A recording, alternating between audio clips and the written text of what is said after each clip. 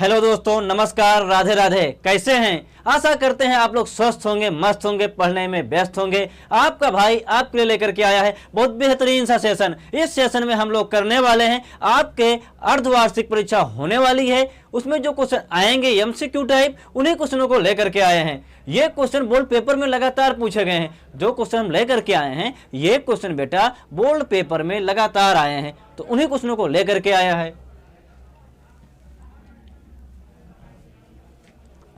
तो दे रखा है, प्रकाश के परावर्तन के नियम के अनुसार आपतन कोण किसके बराबर होता है। क्या कह रहा है? प्रकाश का जो परावर्तन का नियम है उसके अनुसार जो आपतन कोण होगा वो किसके बराबर होगा। तो सबसे पहले जानिए, ये क्या है बेटा?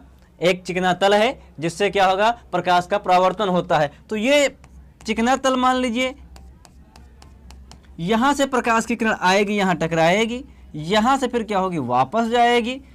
ये एक काल्पनिक रेखा रहती है जिसे हम लोग क्या कहते हैं बच्चों? अभिलंब कहते हैं। इस कोण को आई से दर्शाते हैं, ये आने वाली किरण है, इस कोण को आर से लिखते हैं। तो ये कह रहा है कि जो कोण है होगा, कौन सा कोण? प्रकाश के परावर्तन के नियम के अनुसार आपतन कोण। कौन सा कोण बच्चों? आपतन कोण पूछ रहा है। कौन सा कोण पूछ रहा है? आपतन कोण पूछ रहा है। तो आपतन कोण किसके बराबर होगा? भाई दो ही कोण तो यहां दिख रहे हैं, एक आपतन कोण, दूसरा कौन सा कोण? परावर्तन कोण। तो आपतन कोण जो परावर्तन का दूसरा नियम है उसमें आपको पढ़ाए हैं बार बार हम कि जो आपतन कोण होता है सदैव परावर्तन कोण के बराबर होता है। ये आपतन कोण है, आने वाली किरण और अभिलंब के बीच बना कोण क्या कहलाता है? आपतन कोण। और परावर्तित किरण और अभिलंब के बीच बना कोण कौन सा कोण कहलाता है बच्चों? परावर्तन कोण कहलाता है। तो जो आपतन कोण होता है ये बराबर होता है किसके? परावर्तन कोण के। किसके बराबर होता है बच्चों? परावर्तन कोण के बराबर होता है। कह रहा है अवतल दर्पण के ध्रुव और फोकस के बीच वस्तु रखने पर प्रतिबिंब कैसा बनता है। एक अवतल दर्पण है। अवतल दर्पण को बच्चों कैन कैप मिरर कहते हैं। कौन सा? Can cap. कैप मतलब गुफा, कैप मतलब गुफा। तो अवतल दर्पण का प्रवर्तक तल कैसा होगा? गुफा जैसे होगा, अंदर क्या होगा? ऐसे दबा हुआ होगा। कैप मतलब गुफा, कैन कैप। तो ये अवतल दर्पण है। कौन सा दर्पण है? अवतल दर्पण। अब कह रहा है ये क्या होगा? इसका मुखच होगा। यहां पर क्या होगा? P, जिसे क्या कहते हैं? ध्रुव कहते हैं भाई।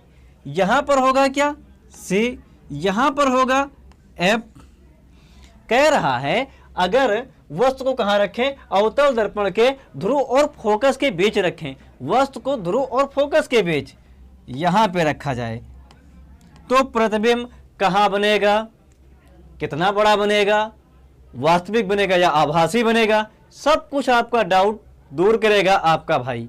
थोड़ा सा समय दीजिए और देखिए कितने आसानी से आप लोगों को मैं समझा रहा हूं। बस आप लोग लास्ट तक बने रहें। क्या होता है भाई? एक यहां पे जो हम रखेंगे तो इसे कहते हैं एफ पी। एफ और पी के बीच में रखेंगे तो हमेशा प्रतिबिंब बनता है बी एम। कहां बनता है? B M. ये ट्रिक आपको याद रखना है। F P B M. यह मतलब फोकस और ध्रुव के बीच में होगा तो बिहाइंड मिरर, दर्पण के पीछे बनेगा। एक बात तो क्लियर हो गई, प्रतिबिंब कहां बनेगा? दर्पण के पीछे बनेगा। और बच्चों जब जब प्रतिबिंब दर्पण के पीछे बनेगा तो कैसा बनेगा? आभासी बनेगा। कैसा बनेगा? आभासी और सीधा। जब जब प्रतिबिंब दर्पण के पीछे बनेगा इस साइड में, तब तब आभासी और सीधा होगा। अब चेक कर लीजिए इसमें विकल्प में आभासी कहां मिल रहा है और सीधा कहां मिल रहा है। आभासी सीधा इसमें है नहीं है, तो ये भी गलत हो जाएगा। इसमें वास्तविक है, वास्तविक है। हो गया ना? सबसे पहले हमने क्या ढूंढा? गलत वाले को ढूंढा। तो आभासी और सीधा और कैसा बनेगा? बड़ा बनेगा। बी एम दर्पण के पीछे बनता है, बिहाइंड मिरर दर्पण के पीछे, तो कैसा बनेगा? बड़ा बनेगा, आभासी बनेगा बच्चों। और कैसा बनेगा? देखिए अब हम आपको जो ये अवतल दर्पण में प्रतिबिंब बनने की 6 स्थितियां होती हैं, 6 स्थितियों को मैं आपको ट्रिक के द्वारा समझा रहा हूं। सबसे पहले आई तो बनेगा एफ, अगर वस्तु होगी F पर तो बनेगा I पर, अगर रहेगा IC तो बनेगा FC। क्या बनेगा बच्चों? I तो FC, फिर क्या होगा? C तो C। हो गई है ना? तो ये बात ध्यान रखिए, अगर अनंत पे वस्तु होगी तो फोकस पे बनेगा। IC इनफाइनाइट वक्रता केंद्र पर होगा तो कहाँ बनेगा? IC तो FC, IC तो FC, C तो C वक्रता केंद्र पर रखी जाएगी तो वक्रता केंद्र पर बनेगा। तो इस बात को हमें ध्यान रखना है। तो यहाँ पे विकल्प सही होगा आभासी, सीधा और वस्तु से बड़ा बनेगा। बच्चों कैसा बनेगा? आभासी, सीधा और वस्तु से बड़ा बनेगा।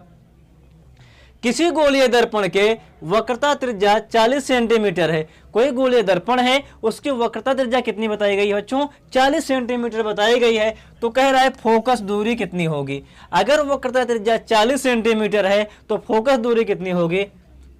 तो सवाल लगाना है, कैसे लेगा हम लोग नोट करेंगे बच्चों। वक्रता त्रिज्या, वक्रता त्रिज्या, वक्रता त्रिज्या को किससे लिखते हैं बच्चों? वक्रता त्रिज्या को मेरे प्यारे बच्चों R से लिखते हैं। किससे? कैपिटल R से। किससे? कैपिटल R से। तो ये दे रखा है सवाल में कितना? 40 सेंटीमीटर।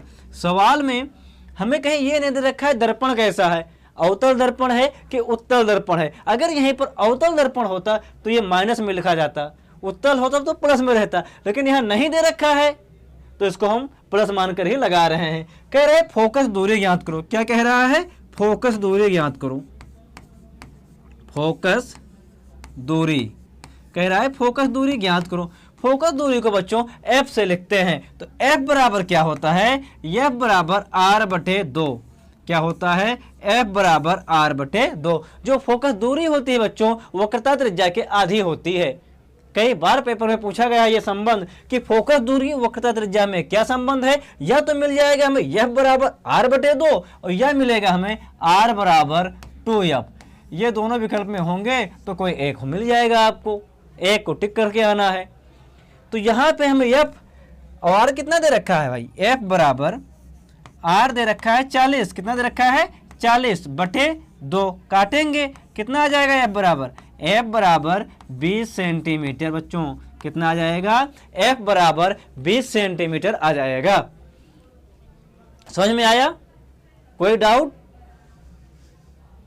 तो इसमें विकल्प कौन सा सही होगा? विकल्प ख सही होगा, मतलब बी सही होगा, 20 सेंटीमीटर।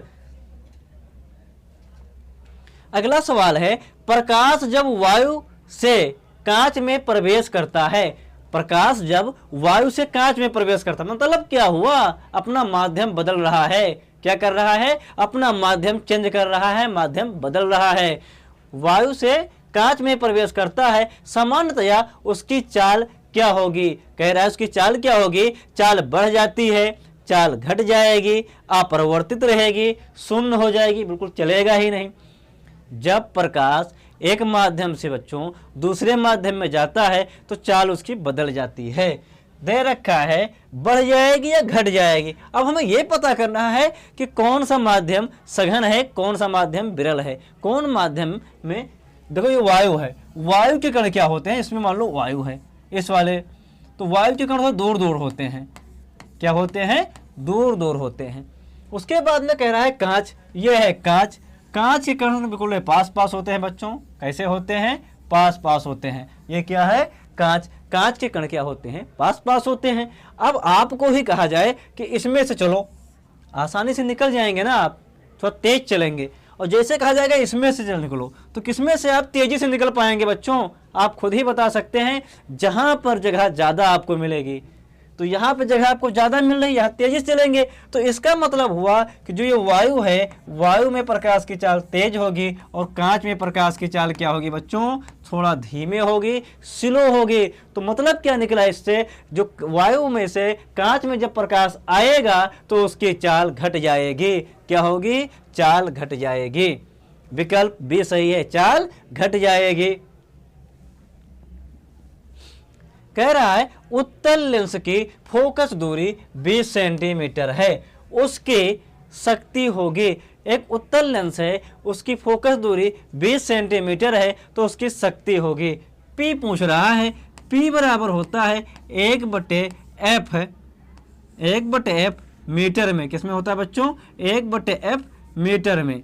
अगर इसको हमें सेंटीमीटर में सवाल में दे रखा है, कहाँ? यहाँ सेंटीमीटर में दे रखा है ना बच्चों, तो सेंटीमीटर में ले करना है तो P बराबर 100/f सेंटीमीटर में कर देंगे। अब P बराबर 100 बटे कितना सेंटीमीटर है? 20। काटेंगे 20 एकम 20 पंचे। P बराबर कितना आ जाएगा मेरे प्यारे बच्चों? P बराबर 5 सेंटीमीटर। कितना आएगा? लेकिन यहाँ सेंटीमीटर नहीं होगा, 5 सेंटीमीटर। और जो शक्ति होता है इसका मात्रक क्या होता है? डायोप्टर होता है, जिसे हम D से लिखते हैं। इसका मात्रक कैसे लिखते हैं? D से। तो उसकी शक्ति कितनी होगी? 5 डायोप्टर। कितनी हो जाएगी बच्चों? 5 डायोप्टर। कितनी निकल कर आएगी? 5 डायोप्टर। तो विकल्प खा सही है, जिसे हम B कह सकते हैं, +5 डायोप्टर होगी। देखते हैं अगला सवाल क्या है। अगला है, निकट दृष्टि दोष को दूर करने के लिए किस लेंस का प्रयोग किया जाता है? अगर निकट दृष्टि दोष है तो सबसे पहले हम जानेंगे बच्चों निकट दृष्टि दोष क्या होता है। जो ये दे रखा है, कहाँ? ये निकट दृष्टि दोष। निकट दृष्टि दोष को दूर करने, तो निकट दृष्टि दोष में होता क्या है ये जानेंगे। जो निकट दृष्टि दोष होता है बच्चों, उसमें क्या होता है? हमें निकट की वस्तुएं साफ दिखाई देती हैं, जो हमारे पास रहेंगे वो साफ दिखाई देंगी, लेकिन जो दूर की वस्तुएं होती हैं वो हमें नहीं दिखाई देती हैं। दूर की वस्तुएं नहीं दिखाई देती हैं, निकट की वस्तुएं हमें साफ दिखाई देती हैं। कंफ्यूज ये बच्चा गलत करके चला आता है। क्या गलत कर देता है? वो समझता है कि निकट दृष्टि दोष है तो निकट की वस्तु हमें दिखाई नहीं देगी। यही तो होता है। निकट की वस्तु मेरे प्यारे बच्चों निकट दृष्टि दोष में साफ दिखाई देती है, दूर की वस्तुएं साफ नहीं दिखाई देती हैं। इस प्रकार के दोष को निकट दृष्टि दोष कहते हैं। इसके निवारण के लिए अवतल लेंस याद रखते हैं। कौन सा? अवतल लेंस याद रखिएगा। अवतल लेंस। निकट दृष्टि दोष के निवारण के लिए अवतल लेंस लगाते हैं। MAN या M याद रखो इसके लिए, MAN। मायोपिया होता है निकट दृष्टि, ये से हो गया निकट दृष्टि, ठीक है। मायोपिया में कौन सा? ये से क्या हो गया? अवतल लेंस। क्या हो गया? अवतल लेंस। मायोपिया में अवतल लेंस लगाते हैं, या निकट दृष्टि दोष में अवतल लेंस लगाते हैं। निकट दृष्टि दोष है तो अवतल लेंस याद रखेंगे ना। अगला सवाल है बच्चों, प्रिज्म से श्वेत प्रकाश गुजरने पर विभिन्न रंगों में विभाजित हो जाता है, तो यह घटना क्या कहलाती है? एक प्रिज्म होता है ना, ऐसे ये प्रिज्म होता है इस तरह से, अगर इससे श्वेत प्रकाश इसे गुजरेगा तो ये घटना क्या कहलाती है? अगर किसी प्रिज्म से श्वेत प्रकाश गुजरता है तो यह घटना क्या कहलाती है? सबसे पहले बात ये जानो मेरे प्यारे बच्चों, अगर प्रिज्म है उससे प्रकाश गुजरता है तो वह अपने रंगों में विभक्त हो जाता है, अपने रंगों में विभक्त हो जाता है। इस घटना को वर्ण विक्षेपण कहते हैं। क्या कहते हैं बच्चों? वर्ण विक्षेपण। क्या कहते हैं? वर्ण विक्षेपण कहते हैं। दे रखा है परावर्तन, अपवर्तन, वर्ण विक्षेपण। क्या है? वर्ण विक्षेपण। अब हम जान लेते हैं यहीं पर परावर्तन क्या होता है। जब प्रकाश की किरण किसी चिकने अथवा पॉलिशदार सतह से टकराती है तो उसी माध्यम में उसका अधिकांश भाग वापस लौट जाता है। जैसे ये प्रकाश किरण है, कोई तल चिकना, इससे प्रकाश की किरण टकराएगी तो अधिकांश भाग इसी माध्यम में वापस लौट जाता है। तो इस घटना को तो क्या कहते हैं? परावर्तन कहते हैं। क्या कहते हैं बच्चों? प्रकाश का परावर्तन कहते हैं। दूसरा है अपवर्तन। क्या है बच्चों? अपवर्तन क्या होता है? जब प्रकाश की किरण एक माध्यम से दूसरे माध्यम में जाती है, या इस तरह कह सकते हैं जब प्रकाश की किरण एक पारदर्शी माध्यम से दूसरे पारदर्शी माध्यम में जाती है तो अपने मार्ग से विचलित हो जाती है। इस घटना को क्या कहते हैं बच्चों? प्रकाश का अपवर्तन कहते हैं। क्या कहते हैं? अपवर्तन। जैसे यहां पर क्या है? वायु है, ऊपर वाले में ऊपर वायु है, नीचे हमने दे दिया कांच। अब प्रकाश की किरण मैंने ऐसे चला दिया, प्रकाश की किरण जब यहाँ पहुंचेगी तो क्या होगा? ये थोड़ा सा इस ओर झुक जाएगी, अभिलंब की ओर क्या होती है? झुक जाती है। इसको जाना तो ऐसे चाहिए था इस साइड में, लेकिन ना जा करके अभिलंब की ओर झुक जाती है। तो इस घटना को क्या कहते हैं बच्चों? प्रकाश का परावर्तन अपवर्तन कहते हैं। क्या कहते हैं? अपवर्तन कहते हैं। फिर वर्ण विक्षेपण। वर्ण विक्षेपण तो आपको समझ में आ गया। जब प्रकाश किसी प्रिज्म से गुजरता है तो वह 7 रंगों में विभक्त हो जाता है। इस घटना को क्या कहते हैं? प्रकाश का वर्ण विक्षेपण कहते हैं। तो कौन से 7 रंग होते हैं? बैगनी, याद रखने का ट्रिक क्या है? बैगनी आह पे नाला, बैगनी, हरा, नीला, पीला, आसमानी, बैगनी, हरा, नीला, पीला, आसमानी। ठीक है, इस प्रकार ये 7 रंग होते हैं जो आकर के विभाजित हो जाते हैं। याद रखें ट्रिक से कौन? बै, नी, आह, यहां पर हो जाए क्या? आ, पी, ना, ला, लाल भी होगा यहां पर। ठीक है, क्या होगा? लाल भी आ जाएगा। इस तरह से 7 रंग होते हैं, बैनी आह पे नाला। हाँ, एक है विवर्तन। किसे कहते हैं भाई? विवर्तन। विवर्तन क्या होता है? जब प्रकाश किसी छिद्र से गुजरता है, कोई छोटे से छिद्र से इस पार से उस पार जाएगा तो आगे जाकर क्या हो जाता है? वो फैल जाता है। क्या होता है बच्चों? वह फैल जाता है। इस घटना को क्या कहते हैं? विवर्तन कहते हैं। इस घटना को क्या कहते हैं? विवर्तन कहते हैं। कह रहा है जिस अपक्रिया में 2 या 2 से अधिक पदार्थ मिल करके एक नया पदार्थ बनाते हैं उसे क्या कहते हैं? कोई अपक्रिया है जिसमें 2 पदार्थ मिल रहा है और एक नया पदार्थ बना रहा है। 2 मिलते हैं, एक बना दें तो वह अपक्रिया क्या कहलाती है? भाई 2 और 2 जोड़ते हैं तो क्या कहते हैं? संयोग हो गया, जुड़ गया। 2 लोग जुड़े कहे संयोग से जुड़ गए, योग हो गया। तो कौन सी अपक्रिया? संयोजन अपक्रिया, योगात्मक अपक्रिया, यही तो अपक्रिया कहलाती है। वियोजन में क्या होता है? कोई एक परमाणु रहता है, 2 परमाणुओं में टूटता है। वियोजन में क्या होता है? टूट जाना होता है। विस्थापन में क्या होता है बच्चों? कोई अधिक क्रियाशील तत्व रहता है जो अपने से कम क्रियाशील तत्व क्या करता है? उससे हटा देता है, उसके विलयन से क्या करता है? उसको हटा देता है। फिर द्विविस्थापन अपक्रिया क्या होती है?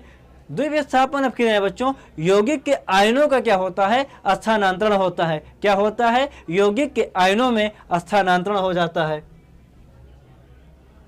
अगला है किसी विलयन का पीएच मान 7 है तो वह विलयन होगा। अगर कोई विलयन है उसका पीएच मान कितना है? 7 है। अगर विलयन का पीएच मान 7 है तो वह विलयन कैसा होता है? उदासीन होता है बच्चों। कैसा होता है? उदासीन होता है। अम्लीय क्या होता है?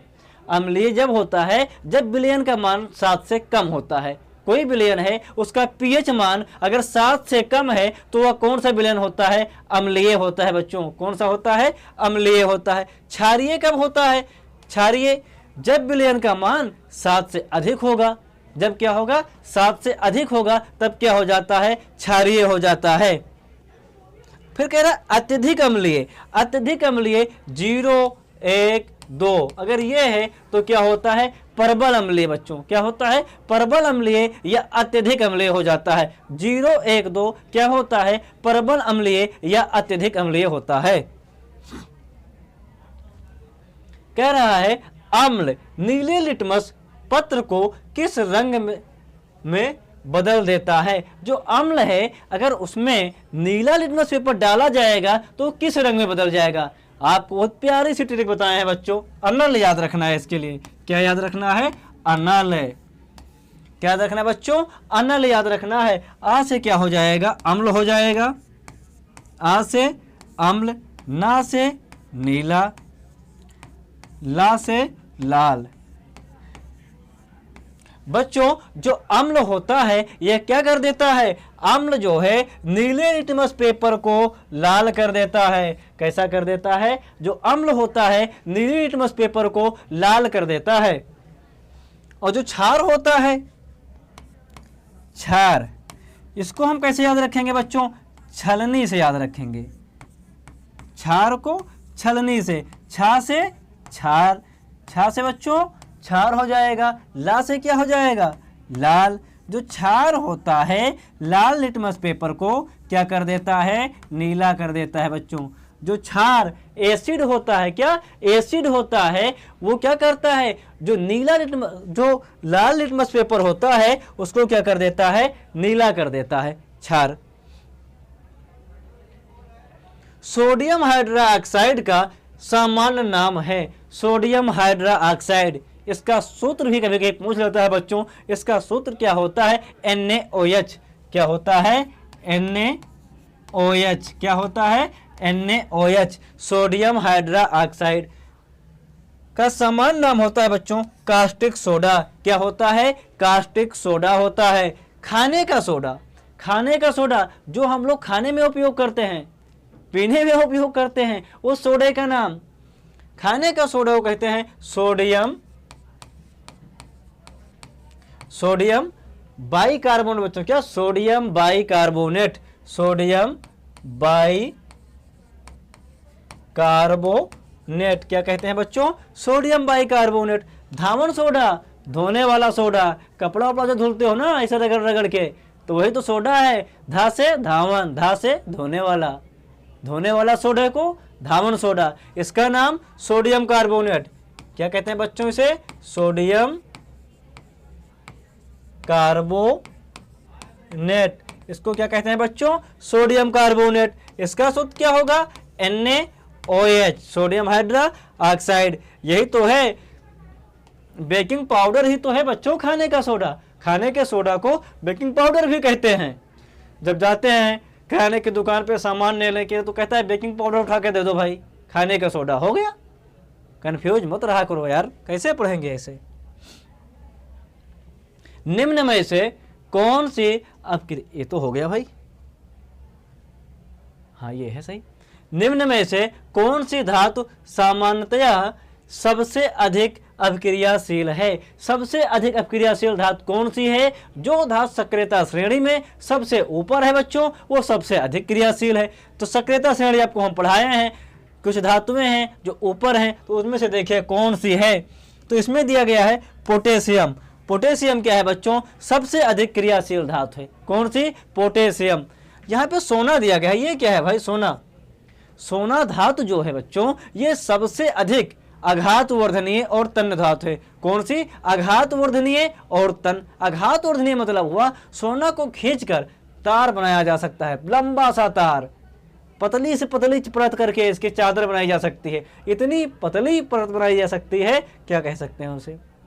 तो क्या हो जाएगी? आघातवर्धनीय हो जाएगी। फिर जो चांदी है, चांदी जो होती है बच्चों, ये विद्युत की बहुत अच्छी सुचालक होती है। क्या? विद्युत की बहुत अच्छी सुचालक होती है। उसके बाद में तांबा भी विद्युत का अच्छा सुचालक होता है। क्या होता है? ये भी होता है। अगला है लोहे पर जंग लगने के लिए सामान्यतया किसकी आवश्यकता है? अगर मान लो कोई लोहे का सामान है आपके पास, उस पर जंग कब लगती है? जब उसमें पानी और वायु दोनों टकरा जाए, नमी और वायु दोनों टकरा जाएगी, तभी क्या लग जाएगी? जंग लग जाएगी। लोहे पे जंग लगने की प्रक्रिया को क्या कहते हैं? संक्षारण कहते हैं। क्या कहते हैं मेरे प्यारे बच्चों? संक्षारण कहते हैं। तो यहाँ पे देखे केवल नाइट्रोजन, नहीं ये नहीं होगा भाई। केवल कार्बन डाइऑक्साइड नहीं होगा। ऑक्सीजन और नमी, क्या होगा बच्चों? ऑक्सीजन और नमी। ऑक्सीजन और नमी है तो लोहे पर जंग लग जाएगी। अगर इसको जंग से बचाना है तो उसे पेंट लगा दो, ग्रीस या तेल लगा दीजिए, तो क्या हो जाएगा? बच जाएगा जंग लगने से। नहीं तो क्या होगा? अगर पानी और नमी पाएगा तो इसमें जंग लगेगी। जंग लगेगी तो यह प्रक्रिया संक्षारण कहलाती है। लोहे पर वायु और नमी के उपस्थिति में जंग लगना क्या कहलाता है? संक्षारण कहलाता है मेरे प्यारे बच्चों। पौधों में प्रकाश संश्लेषण मुख्यतया अंगक में होता है। जो प्रकाश संश्लेषण है इस किस अंग में होता है? पौधों में। पौधों में कौन सा अंग है जो प्रकाश संश्लेषण करता है? प्रकाश संश्लेषण क्या होता है बच्चों? पौधे जिस क्रिया से अपना भोजन बनाते हैं, कार्बन डाइऑक्साइड ग्रहण करते हैं, CO2 को बाहर निकालते हैं, ये प्रक्रिया क्या कहलाती है? प्रकाश संश्लेषण कहलाती है। ये सब किसकी उपस्थिति में होता है? सूर्य के प्रकाश की उपस्थिति में होता है बच्चों। सूर्य के प्रकाश की उपस्थिति में पौधे कार्बन डाइऑक्साइड ग्रहण करके ऑक्सीजन को जो बाहर निकालते हैं, यह प्रक्रिया क्या कहलाती है बच्चों? प्रकाश संश्लेषण कहलाती है। तो ये किसके उपस्थिति में होता है? हरित लवक की उपस्थिति में होता है मेरे प्यारे बच्चों। किसके उपस्थिति में होता है? हरित लवक के। हाँ, सबसे महत्वपूर्ण क्वेश्चन देखा माइटोकॉन्ड्रिया। माइटोकॉन्ड्रिया क्या करता है? ये हमारे लिए ATP बनाता है, एडेनोसिन ट्राइफॉस्फेट। भाई मेरे ATP इसको आप लोग नोट कर लीजिए, 3-4 स्टार लगा करके बोर्ड पेपर में आएगा ही आएगा 1 नंबर में कि इसका पूरा नाम लिखो। Adenosine triphosphate, ATP, adenosine triphosphate इसका नाम होता है। ये हमें ऊर्जा प्रदान करती है। क्या प्रदान करती है? ऊर्जा प्रदान करती है। अगला है, मानव शरीर में भोजन का पाचन मुख्यतः किस तंत्र द्वारा किया जाता है? जो हमारे शरीर में भोजन पचता है ये किस तंत्र द्वारा पचता है? श्वसन तंत्र, पाचन तंत्र, प्रसंचरण तंत्र, उत्सर्जन तंत्र। तो भोजन पचना तो पाचन तंत्र भाई, कौन सा तंत्र हो जाएगा? पाचन तंत्र हो जाएगा इसमें। कौन सा तंत्र? पाचन तंत्र, क्योंकि बात हो रही है पचने की। भोजन कौन पचाएगा? पाचन तंत्र पचाएगा।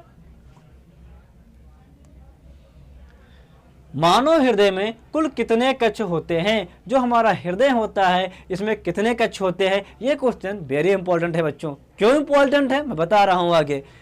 तो हमारे हृदय में 4 होते हैं। कितने होते हैं? 4।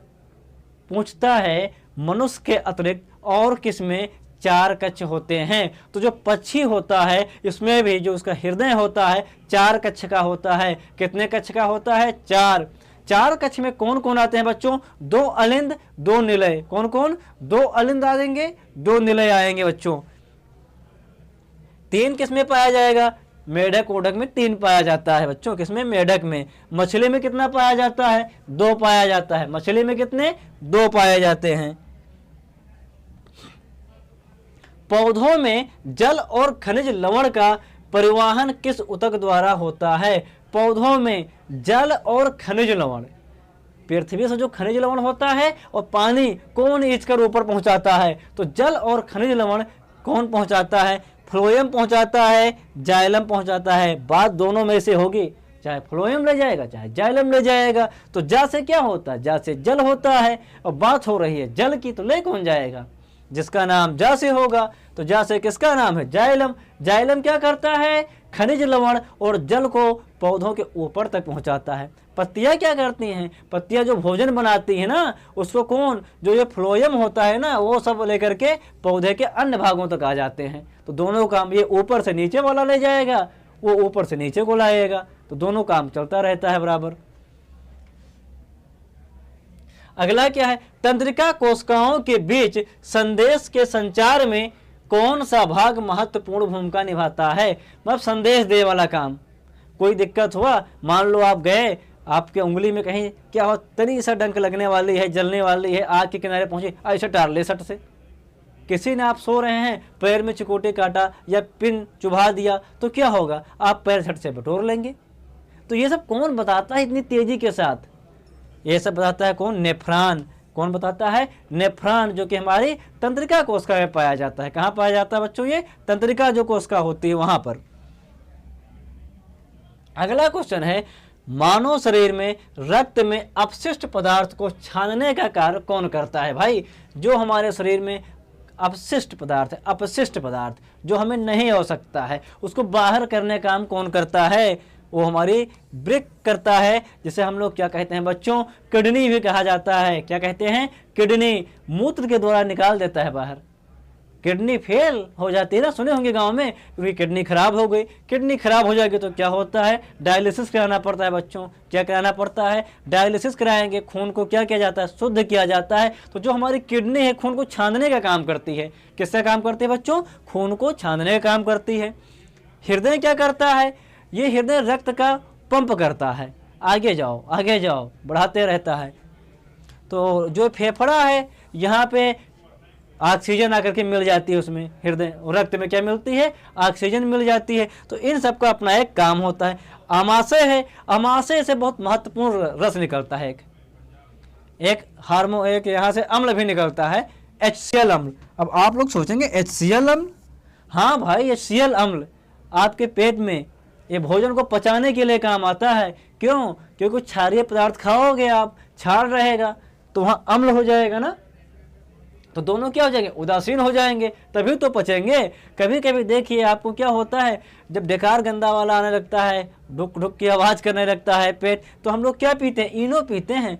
इनो में क्या रहता है, इनो जो होता है वो अम्लीय क्षारीय होता है। क्या होता है, क्षारीय। तो अम्ल जब ज़्यादा हो जाता है तो क्या उसे कर देता है करके क्षार मिलेगा, और जब क्षार मिलेगा दोनों की मात्रा कम हो जाएंगी, तो आप कैसे हो जाएंगे, ठीक ठाक मस्त हो जाएंगे। तो आज की क्लास कैसे लगी बच्चों? अगर क्लास अच्छी लगी हो तो सेशन को लाइक शेयर सब्सक्राइब करने में भाई कोई कमी ना किया करो। गुड़ दक्षिणा के रूप में यही तो, कहीं आपकी लीवर किडनी है तो थोड़ा मांग रहा है मैं तो कह रहा हूँ लाइक शेयर सब्सक्राइब करो, और मैं आपके लिए ऐसे ही बेहतरीन से बेहतरीन आपके पेपर में आने वाले क्वेश्चन लेकर के आता रहूँगा, और आप जाएंगे बोर्ड पेपर में छाप के आएंगे, मज़ा आ जाएगा। लड़ाई लड़ने में तभी तो मज़ा है जब लोग हारने का इंतज़ार कर रहे हो, आप जीत कर जाएं। तो आज के सेशन में इतना ही रखते हैं बच्चों। जय हिंद।